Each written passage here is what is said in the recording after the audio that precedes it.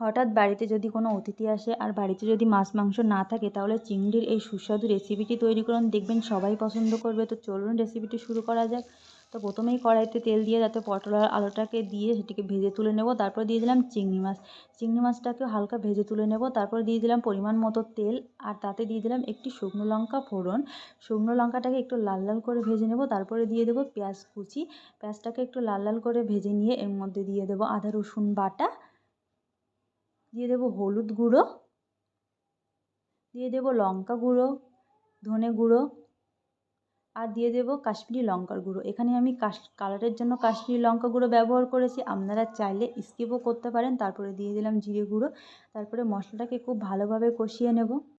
এই সময় উনুনের আঁচটাকে লো টু মিডিয়ামে রাখতে হবে। তারপরে দিয়ে দিলাম টমেটো পিউরি, আর দিয়ে দিলাম সামান্য পরিমাণ চিনি। এখানে আমি চিনিটা ব্যবহার করেছি তরকারির টেস্ট আনার জন্য, আপনারা এখানে অল্প একটু চিনি দেবেন, দেখবেন তরকারির টেস্টটা খুব ভালো আসবে। তারপর যখন দেখব মশলা থেকে তেল ছেড়ে দিয়েছে, তখন বুঝতে হবে মশলাটা কষানো হয়ে গেছে। তারপর আগে থেকে ভেজে তুলে রাখা পটল আলু আর চিংড়ি মাছগুলো দিয়ে দিলাম। তারপরে দিয়ে দিলাম পরিমাণ মতো লবণ।